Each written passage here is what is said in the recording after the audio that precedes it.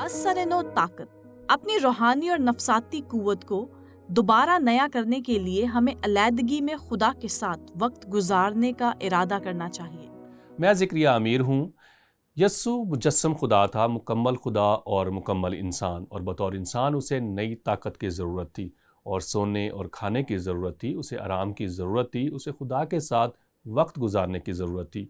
यस्सु ने खुद जिस्मानी, नफ्सियाती और रूहानी ताकत की बहाली पर सोचा और इसलिए वो हमारे साथ बतौर सरदार काहिन की शनाख्त कर सकता है, क्योंकि वो इसी तनाज़र में मुकम्मल इंसान बना। और हम देखते हैं कि कैसे मुक़द्दस मरकज़ की अंजील में वो इस अहमियत को ज़ाहिर करता है। मुक़द्दस मरकज़ रसूल की अंजील उसका पहला बाब और उसकी 21वीं आयत में लिखा है, फिर वो कफरनहूम में दाखिल हुए और वो फिलफोर सब्बत के दिन इबादत खाना में जाकर तालीम देने लगा। अब मैं आपको थोड़ा सा जुग्राफियाई पस मंज़र देता हूँ। हमारे पास गलील का इलाका है, उसके जनूब में सामरिया है और फिर यहूदा का इलाका। लेकिन आप गलील की झील पर गौर करें और उस वक्त वहाँ बहुत से गांव थे। इन सब में से एक ख़ास गांव था जहाँ यस्सु ने तकरीबन 2 साल क़याम किया और वो कफरनहूम है। और आप गौर करें, ये गलील की झील के करीब वाक़ था, इसलिए वो कफरनहूम आया। सब्बत के दिन वो इबादत खाना गया और वहाँ तालीम देनी शुरू की। अब जो ख़ास चीज़ है जिसके लिए मैं आपको कफरनहूम लेकर जाना चाहता हूँ, हकीकी तौर पर नहीं, लेकिन मैं वहाँ था। मैं कफरनहूम में था और मैं वहाँ इबादत खाना में बैठा था और एक नज़र मरकज़ की अंजील के इस हवाले पर डालें जो हमने पढ़ा। खैर, आज मैं कफरनहूम में बैठा हूँ। ये जगह यस्सु मसीह की ज़िंदगी में बहुत अहम थी और यहाँ ही गलील की झील है। और यस्सु ने यकीनन यहाँ खिदमत के लिए अपनी ज़िंदगी के 18 साल गुजारे। गलील के इलाका के करीब गलील की झील पर, और यहाँ यस्सु का घर था। और मुक़द्दस मरकज़ की अंजील के पहले बाब में एक बहुत अहम हवाला है और हकीकी तौर पर यस्सु की ज़िंदगी में ये एक दिन है। और मुख्तसरन मैं ये नुक्ता पेश करना चाहता हूँ कि जैसे मैं बैठा और देखा कि शहर की काफ़ी हद तक मुख्तलिफ़ मकामात पर तमीर नौ हो चुकी थी। बुनियादी तौर पर क्या हुआ था, मुक़द्दस मरकज़ रसूल की मार्फत अंजील के पहले बाब की 21वीं आयत में यूँ लिखा है, फिर वो कफरनहूम में दाखिल हुए और वो फिलफौर सब्बत के दिन इबादत खाना में जाकर तालीम देने लगा। अगर अब आप मेरे पीछे देखें तो आपको तबाहशुदा इबादत खाना मिलेगा। क्या आप इसे दोबारा तामीर शुदा देख चुके हैं? लेकिन यस्सु के ज़माना में जब आप ऊपर करीब जाते हैं तो दरअसल आप नीचे बुनियाद देखेंगे। आप एक आम सी बुनियाद देखेंगे। बुनियाद नेव के नीचे एक दूसरी बुनियाद जो कि शायद इबादत खाना की बुनियाद हुआ करती थी, जहाँ यस्सु तालीम दे रहा था। और जब वो वहाँ था और तालीम दे रहा था, लेकिन वो कहता है कि उसने एक नापाक रूह को निकाला, उसने बदरूह को निकाला, जो कि सब के लिए हैरान कुन काम था। और वो बहस कर रहे थे कि इस दुनिया में कौन है जो बदरूह को निकालता है। और जो अगला वाक़या है वो आयत 29 में है। जैसे ही उसने इबादत खाना छोड़ा, दरअसल उसमें लिखा है, और वो फिलफौर इबादत खाना से निकलकर याकूब और यूहन्ना के साथ शमौन और अंद्रयास के घर आए। और यहाँ लिखा है कि यस्सु के साथ 4 लोग थे। शमौन की सास तप में पड़ी थी और उन्होंने फिलफौर उसकी खबर उसे दी। उसने पास जाकर उसका हाथ पकड़कर उसे उठाया और तप उस पर से उतर गई और वो उनकी खिदमत करने लगी। अगर आप मेरे पीछे देखें कि क्या वाक़या पेश आया होगा कि यस्सु हैकल से निकलकर 50 गज़ के फासले पर एक घर में था, और शायद ये वही घर है जिसका हवाला मुक़द्दस मरकज़ दे रहा था कि ये शमौन और अंद्रयास का घर था। और शमौन की सास को तप थी और यस्सु ने उसे शिफा बख्शी। अब गौर करें कि उसका नतीजा क्या हुआ। बुनियादी तौर पर लफ्ज़ फैला इस्तेमाल हुआ है। अब यस्सु तालीम दे रहा है। हम जानते हैं कि इससे पहले वो शिफा देता, इसलिए उसकी मकबूलियत हुई। लेकिन जब कफरनहूम में ये मुअज़्ज़ा रूनुमा हुआ तो लोगों को पता चला कि वो घर में है, तो पूरे शहर से लोग आए और दरवाजे पर लोगों की भीड़ जमा हो गई। हम इसके मुतालिक पढ़ते हैं, शाम को जब सूरज डूब गया तो लोग सब बीमारों को और उनको जिनमें बदरूहें थीं उसके पास लाए और सारा शहर दरवाजे पर जमा हो गया। मेरे अजीज़ों, अगर आप तसव्वुर कर सकते हैं तो सुनिए।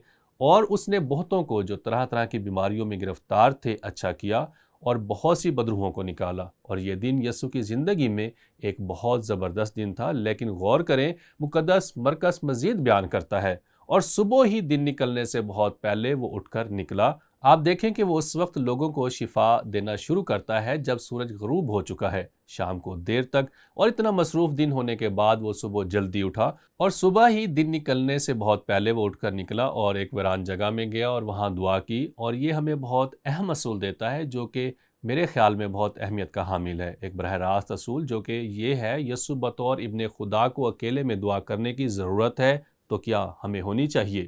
میرے خیال میں یہ بہت اہم اصول ہے جس کو ہمیں قبول کرنا چاہیے۔ مسیح کی حیات مبارکہ سے یہ ایک خوبصورت درس ہے۔ یسوع کو اپنی زمینی زندگی میں ایک دن کفرنہوم میں جب اسے خدا باپ سے قوت حاصل کرنے کی بہت اشد ضرورت تھی، ہم اس حوالے کو مرکز کی انجیل میں دیکھتے ہیں۔ لیکن ایک بہت دلچسپ بات یہ ہے کہ جیسے ہی نجات کا بھید ظاہر ہوا، یسوع زمین پر اپنی کلیسیا قائم کرنے آیا اور اس نے رسولوں اور نئے ایمانداروں کو وہ تصورات دیے جو ان کی سمجھ میں اس وقت نہ آئے۔ باہمی دعا کے لیے انہوں نے دعا نہیں کی۔ رسولوں نے تقریباً 3.5 سال کبھی بھی اکٹھے ہو کر دعا نہ کی۔ ایک جگہ پر انہوں نے کہا، ہمیں دعا کرنا سکھا۔ حقیقت میں وہ یہ بھی نہیں جانتے تھے کہ دعا کیسے کرنی ہے، لیکن یسوع کے جی اٹھنے کے بعد جب وہ آسمان پر باپ کے پاس جانے والا تھا، اس نے لوگوں سے کچھ کہا۔ ان سے کہا کہ واپس اسی بالا خانہ میں جاؤ، غور کریں۔ انہوں نے ایک سبق سیکھا۔ مسیح یسوع میں میرے عزیزو، کیونکہ اعمال 1 باب اور اس کی 13 اور 14 آیت میں یوں لکھا ہے، اور جب اس میں داخل ہوئے تو اس بالا خانہ پر چڑھے۔ ویسے یہ مریم کا گھر تھا، یوحنا مرکز کی ماں جس نے یہ تحریر کیا۔ ہم یقینی طور پر نہیں کہہ سکتے کہ یہ کہاں تھی، لیکن وہ بالا خانہ میں گئے جس میں وہ یعنی پطرس اور یوحنا اور یعقوب اور اندریاس اور فلپس اور توما اور برتلمائی اور متی اور حلفائی کا بیٹا یعقوب اور شمعون زیلوتیس اور یعقوب کا بیٹا یہودا رہتے تھے۔ یہ سب کے سب عورتوں اور یسوع کی ماں مریم اور اس کے بھائیوں کے ساتھ ایک دل ہو کر دعا میں مشغول رہے۔ وہ سب بالا خانہ میں دعا کے لیے موجود تھے، اس لیے یسوع نے دعا کے لیے ایک نیا تصور پیش کیا کہ حقیقی طور پر ایک دوسرے کے لیے دعا کرو۔ اور میرے خیال میں بطور ایماندار ہمارے لیے یہ بہت زبردست سبق ہے کہ جمع ہو کر ایک دوسرے کے لیے دعا کرنا۔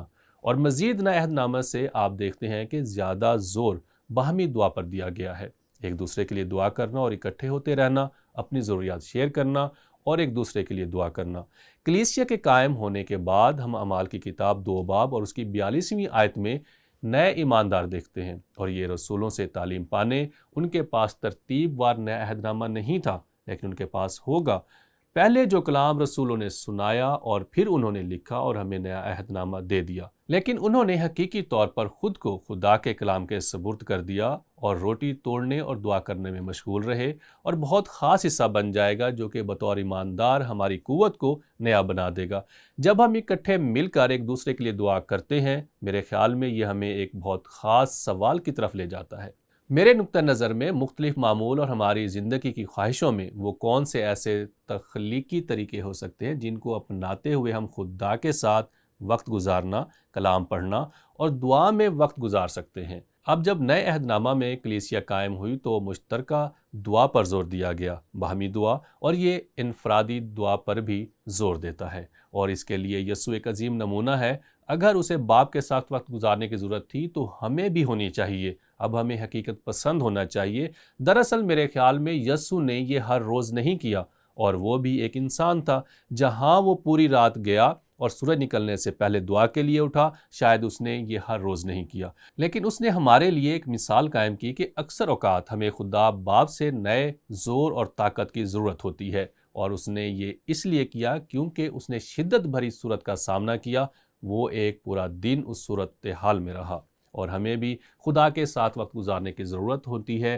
اب یہ بات ہم پر منحصر ہے کہ ہم کیسے یہ کر سکتے ہیں۔ میرا خیال ہے کہ ہمیں بہت محتاط رہنا ہے، ہمیں قانون پرست نہیں ہونا، ہمیں حقیقت سے منہ نہیں موڑنا کہ ہم کیا کرتے ہیں۔ میرے لیے یہ تو وقت سے کہیں زیادہ ہے، میرے لیے یہ تجربے کی خوبی ہے۔ میرے خیال میں ہم سب کو ایسے طریقے اختیار کرنے کی ضرورت ہے جس سے ہم خداوند کے ساتھ وقت گزار سکیں، اور مجھے پتا ہے کہ میں نے اس چیز کو سالوں سے نہیں اپنایا، لیکن حال ہی میں نے بہت وقت ڈائری لکھنے میں گزارا ہے۔ دراصل حال ہی میں ڈائری لکھ رہا تھا، کیونکہ کچھ دن پہلے میں اوہایو میں ایک چھوٹی کلیسیا میں خدمت کر رہا تھا، اور وہاں سے واپس آیا، اور اگلے دن میں نے یہ ریکارڈ کیا جب میں ایک چھوٹے سے ہوٹل میں کھانا کھا رہا تھا، اور پھر میں نے اپنی ڈائری اٹھائی اور یہ الفاظ لکھے: خدا میرے ابدی باپ، میں تیرے پاس بطور فرزند آتا ہوں۔ آپ کا شکریہ کہ آپ نے کرس اور کیتھی کے ساتھ اچھا وقت گزارا۔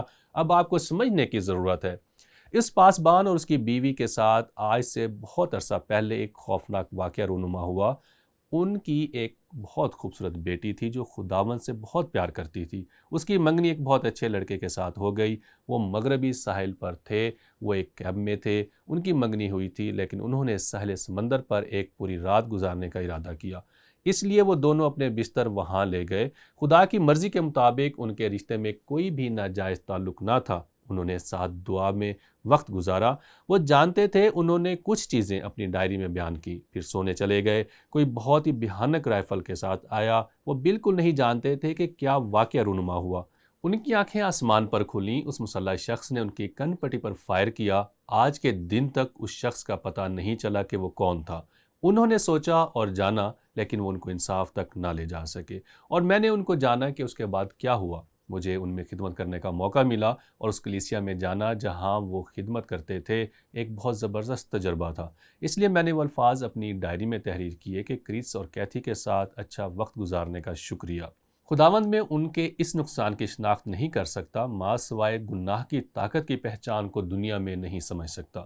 میں صرف آپ پر ایمان رکھ سکتا ہوں، لیکن میں ان کے لیے شکر گزار ہوں۔ وہ ہم سب کے لیے بہت بڑی مثال ہیں۔